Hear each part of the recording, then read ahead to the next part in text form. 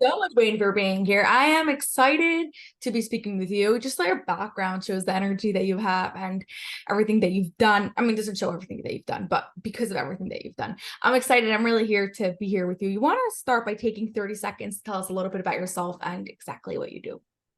Absolutely. So I'm excited to be here. Thank you so much for the opportunity. I am a husband, a father, an entrepreneur, and I just enjoy this thing we call life. Oh, I love that. How long ago have you started your marketing business? Sure, the agency, we are almost 15 years old as an agency. My entrepreneurial journey started probably about 25-ish years ago, something like that. Well, what was it at the start? The very start, I actually started a lawn and landscape company. Oh, wow. Okay. But even when you started this agency, it wasn't as digital as it's now, I'm gonna guess. No, it wasn't. So marketing has definitely changed over the last 15 years. What was it like in the beginning?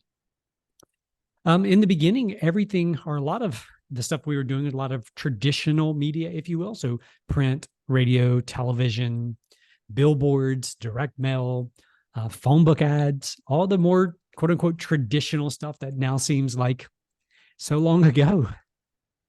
Yeah. At what point did you start seeing the change, like within your own agency, of going from the traditional to more of the digital?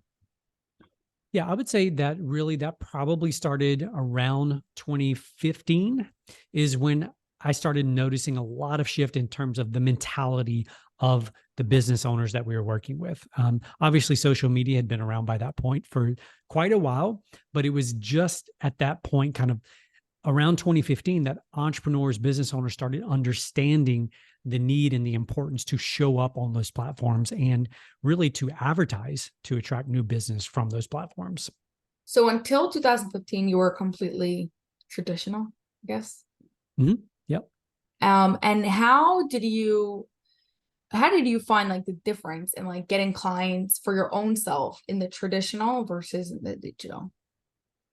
Yeah, the way we've actually done it hasn't really shifted much. So in terms of the actual strategy, from our perspective, we define marketing probably a little bit different than most.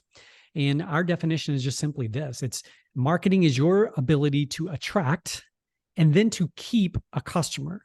But when we say keep a customer, what we mean by that is actually convert a customer into an evangelist for your product, your service, your brand. So other people may call that a raving fan.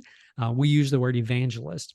And so from day one, from the very beginning, we have invested more money in converting our existing customers into evangelists for us than in attracting new people on our own. How do you do that? Yeah, absolutely. So, step one, I think, is just this: that we as entrepreneurs have to have this clear idea of exactly what our customers expect. All too often, we make assumptions, right? We make assumptions about the level of service that we provide or the quality of the product that we provide. So, step number one is we have to take an honest look at the services we provide or the products that we sell and ensure that we are exceeding expectations, right? You and I are not going to go talk about a business in a positive way if they haven't exceeded our expectations. So that's step one. And then step two is, you think about your customers. And I think it was this gentleman by the name of Earl Nightingale who once said that all business problems can be solved if you will simply spend an hour a day thinking about how you could better serve your customers. And so that's the whole idea. It's like, if you will just think through, like, all these amazing human beings who have invested time and money purchasing your products or services, how can we pour ourselves into their lives to make their lives a little bit better? And it's not magical. It does require a lot of intention, though.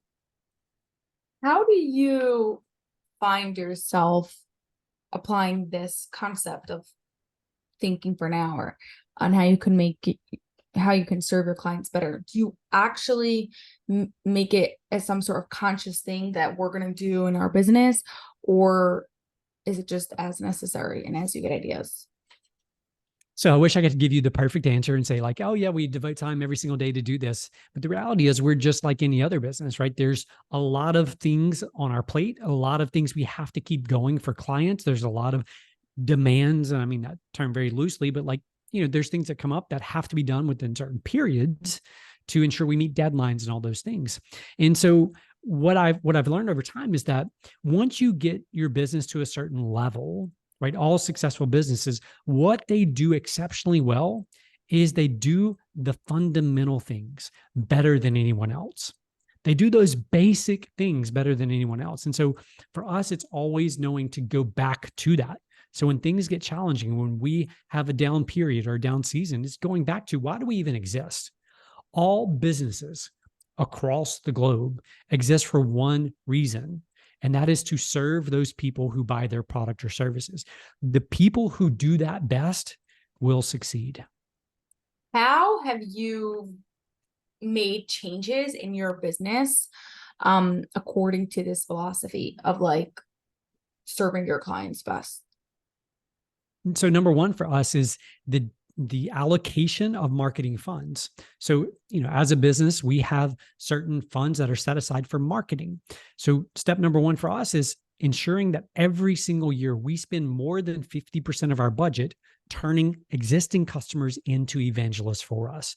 So that is our metric. When that number goes the other way, when we spend more money trying to find new customers, we know we are off track. And so we have to use that as a benchmark to ensure we stay on track and stay focused. And what sort of things do you actually do? Like, where does this money actually go? What do you do? Yeah, absolutely. Great question. There's a lot of things. So first of all, we have to know the client, right? We have to know who it is that we're communicating with and who we're trying to impress and who we're trying to wow. So when we onboard a new customer, a new client, we find out things like what's your favorite movie? What's your hobby?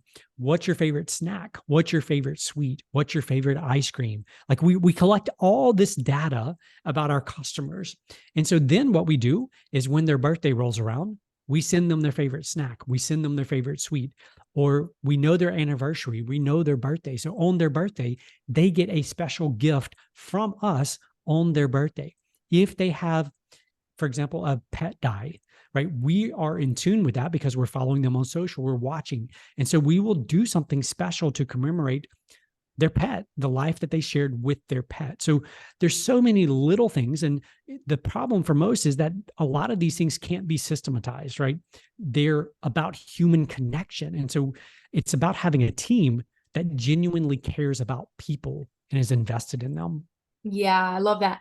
Um, does the clients that work with you, do they tend to end up doing it for their own clients?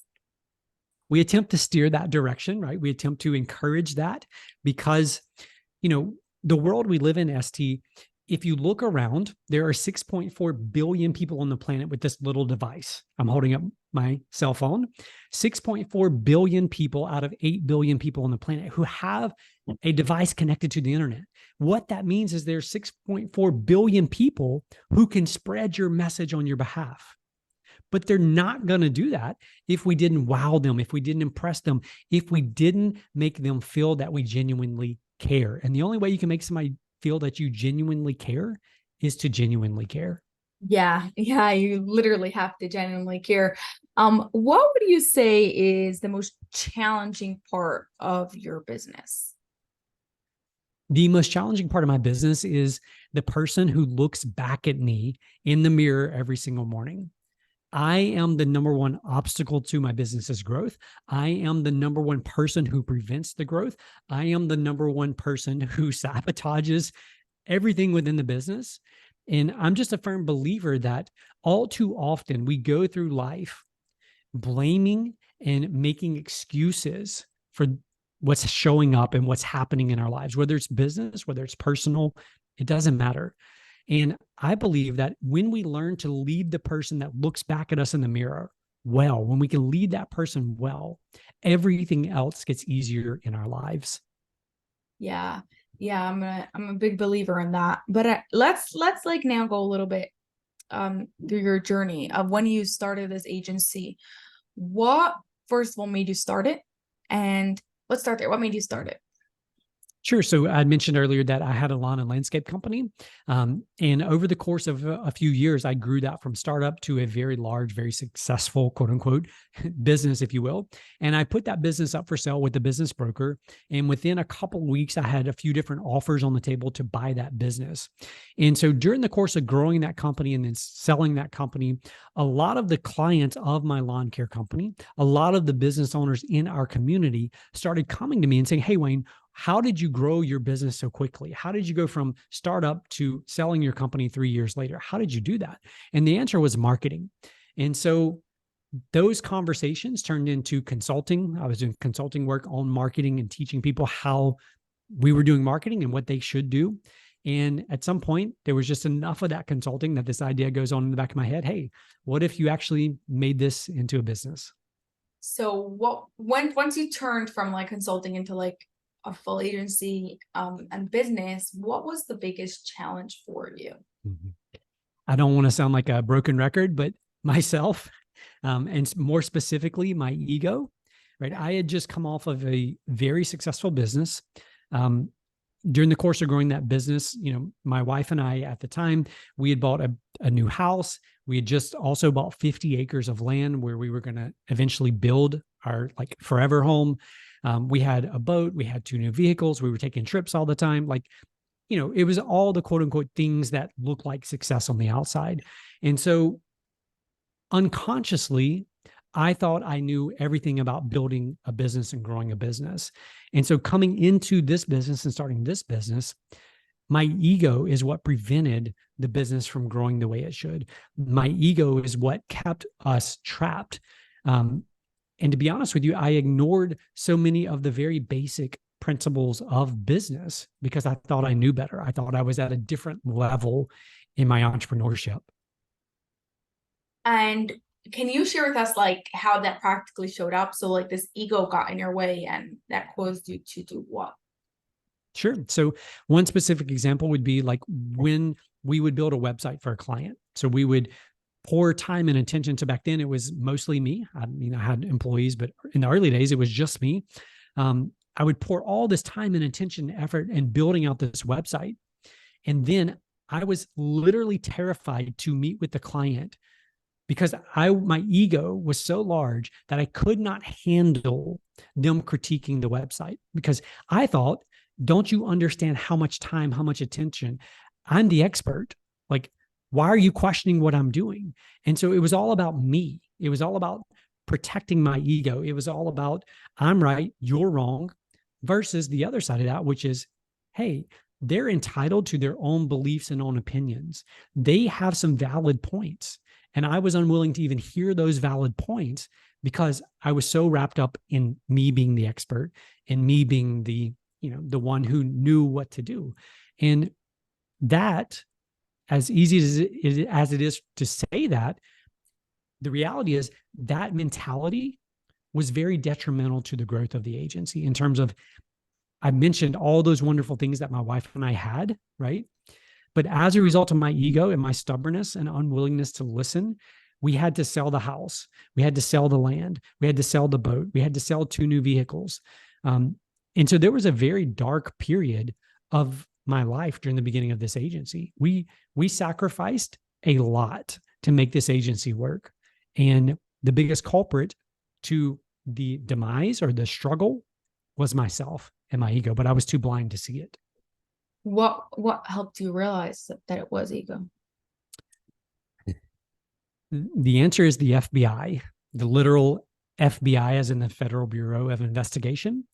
It's a longer story, but we were investigated by the FBI, and it had nothing directly to do with us. We shared an office with somebody else, and because of the way some things unfolded, nothing ever came out of it in terms of negative for them either. They were found completely innocent as well.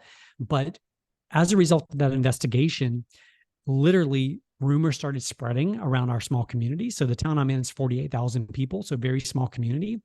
And so our competitors found out about this investigation and they began spreading rumors to not talk to us, to not do business with us because we were going to be shut down basically by the FBI. And that literally sent me into very deep, very dark depression, to the point of suicidal thoughts, not wanting to get up, not wanting to, get out of bed, just a very, very dark place. And it was to the point where I was literally a day away from going to admit myself to a 6-week program to try to work through that. That I ended up having a conversation with someone that began my turnaround, if you will. I appreciate you for sharing that. It's like you could see in your body language as you think back of those times. It's not fun at all. So can you share with us like at what point did you notice that like, hey, this is like working out, like, hey, this is worth it, and like things are actually going good again? Yeah, I would say so. If we're 15 years into the journey, I would say that that all probably did not occur until I was probably, 6 years in, 7 years in to the journey. So half of the journey was terrible, miserable experience. And so much of that, again, in the early days was very much self-inflicted on myself. But the transition and the difference, it wasn't like this magical thing. Yes, there was one conversation that really helped me shift my thinking, but things didn't magically get immediately better the next day, right? It was literally years of this journey and working through all of this stuff. And really, honestly, it goes back to what I said earlier, working on myself. I stopped trying to fix everyone else and everything else, and instead tried to focus on fixing myself first. I love that. I love that so much. And I really appreciate you sharing that, Wayne. Can you tell us where we can find you and connect with you, learn more about you? Absolutely. The simplest place is our website. That's just uglymugmarketing.com. All of our contact info is right there in one spot. Amazing. Everything will be linked below also. Okay, so for our final question, what is something controversial that you believe in? That's a great question. What I would say is that, I mean, I will give you another answer, but one of the things I think is that we end up creating so much of the drama in our lives on our own will, our own volition, right? It's self-inflicted wounds often. And I don't think we realize that sometimes until it's too late, meaning we're so far down a trap of building these barriers against other people and other things. But something controversial that I believe is probably tied to that our beliefs determine our actions determine others' beliefs about us, and others' beliefs about us determine their actions towards us. And so it all starts with our beliefs that we choose to hold about ourselves and the world around us. And it's controversial because so often we are fighting the world. We're fighting all those other people, and they're the problem. They're the issue. If you're a Democrat, it's the Republicans. If you're a Republican, it's the Democrat. If you're, this, it's them. And it goes back to us. What beliefs do I choose to hold about myself? And how does that determine my actions? I love that so much, the way you explained like the beliefs, the actions, and other people. That was very it explains it really well and really concisely. Thank you. Thank you so much, Wayne, for being here. I really enjoyed speaking with you today, and I appreciate you taking the time to make this happen. Thank you so much for the opportunity.